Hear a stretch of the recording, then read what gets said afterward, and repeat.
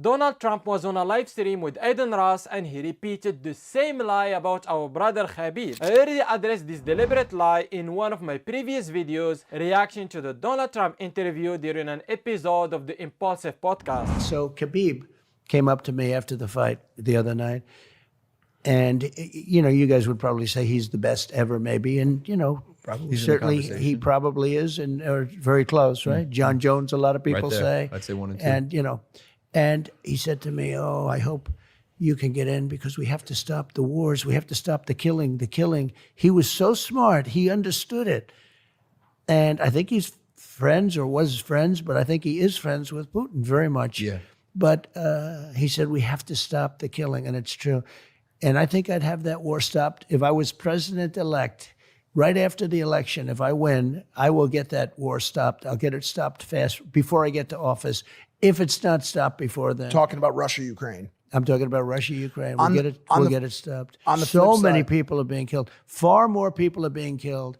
And I thought it was great when Khabib came up to me. He says, "We've got to stop all of the killing in the war." He's a very smart guy, very interesting guy. We talked for a while. And he repeated the same lie with Aiden Ross, claiming that brother Khabib Nurmagomedov asked him to stop the conflict between Russia and Ukraine. This is an absolute lie, and I will prove it inshallah. So without wasting any time, let's watch the clips and come back. I know you're a UFC fan, right? I am. Who are like your favorite fighters? Well, I think Khabib, I mean, how good is Khabib? Do you know who Khabib is? Of course I know who Khabib is. Khabib was 29, 28 and 0, and then his father died and he stopped. But I think he never lost, I don't think he ever lost a round. Like, Wow. he fought many times. He never lost like a round. And I thought he was I got to meet him at a fight 2 fights ago, because I walk in with Dana. Sometimes I do this walk in, and it's pretty cool. Yeah, that's where I first met you. Yeah, that's right. Come to the. Yeah. If I didn't get any applause, you wouldn't want me on this show. You'd say, forget it. No, we get big applause. We walk in together. It's crazy. You shut it down. No, I met Khabib though, and he was very.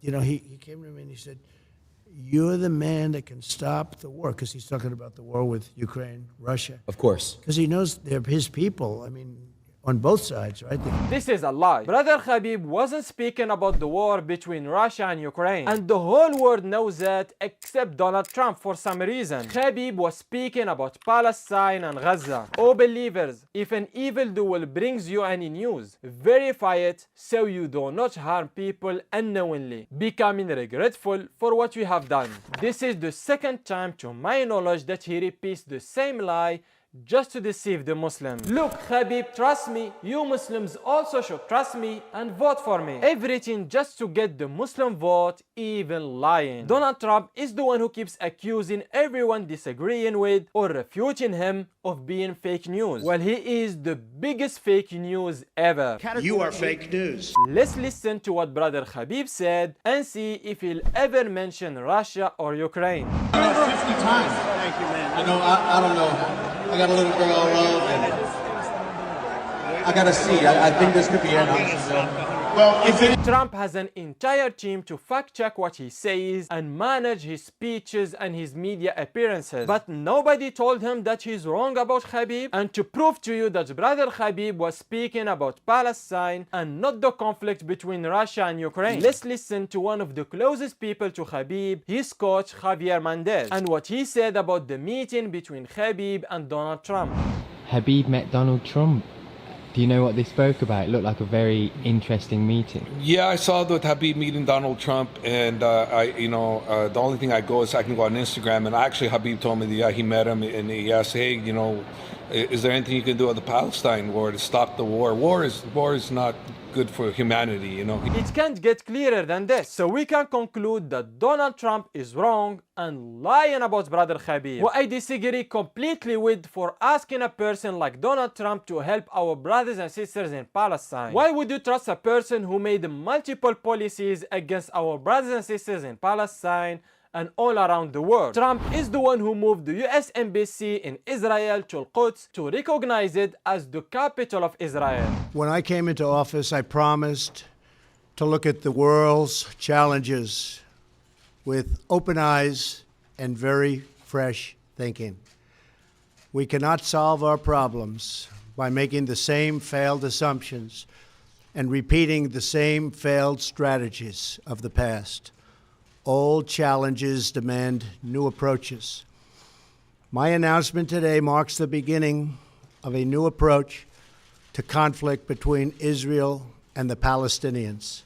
He doesn't even recognize Palestine as a country. According to him, Palestinians are just some people without a country and in a conflict with a country named Israel. This is why he says Palestinians and not Palestine. To conflict between Israel and the Palestinians. So how can a Muslim go to a person like this and ask him to help our brothers and sisters in Palestine? It doesn't make any sense. Therefore, I have determined that it is time to officially recognize Jerusalem as the capital of Israel. This is who we are dealing with. He is not our ally and he never was. Just imagine he wants you to believe that Khabib, who is Russian, went to an American in America that is helping the enemies of Russia to stop the war. It doesn't make any sense at all. Muslims need to remember that our allyship is with our Muslim brothers and sisters above anything else. The believing men and believing women are allies of one another. They enjoin what is right and forbid what is wrong and establish prayer and give zakat and obey Allah and His Messenger. Those Allah will have mercy upon them. Indeed, Allah is exalted in might and wise. This is exactly what always happens. They try to use us Muslims by fake smiling to our faces and using famous Muslims just to get the Muslim votes, and at the same time go after our Muslim brothers and sisters to get the right-wing votes. It's a tactic that for some reason some Muslims are still falling into because they are scared for their children to be indoctrinated by the rainbow propaganda. There is a simple solution, and whenever I say it, many people comment, but how can I make money? How can I live? It's difficult. The solution is to make hijrah. You are not forced to stay in the land of kufr. You can move and live in a Muslim country. And don't ask me how to make money, because the one who gives is not me or you. It's Allah subhanahu wa ta'ala. And whoever is mindful of Allah, He will make a way out for them and provide for them from sources they could never imagine. And whoever puts their trust in Allah, then He alone is sufficient for them. Certainly Allah achieves His will. Allah has already set a destiny for everything. You should have tawakkul in Allah subhanahu wa ta'ala. Put your trust in Allah and try your best to find a way to move to a Muslim country. And remember, if you leave something for the sake of Allah subhanahu wa ta'ala, Allah will replace it with something better. This is a very simple equation. And remember, Allah subhanahu wa ta'ala is always right.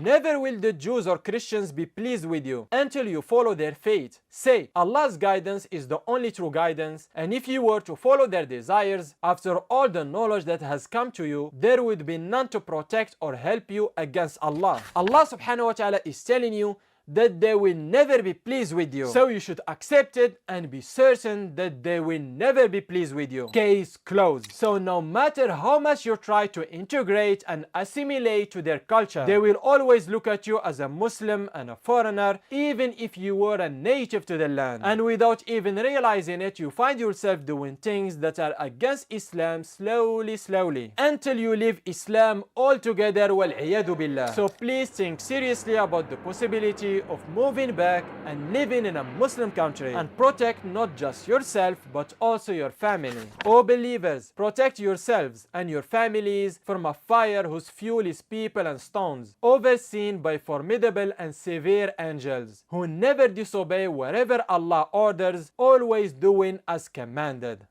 I hope you benefited from this video. You can also watch this video about the latest episode of Debunked. And don't forget to subscribe to not miss any future uploads. Thank you for watching. Assalamu alaikum.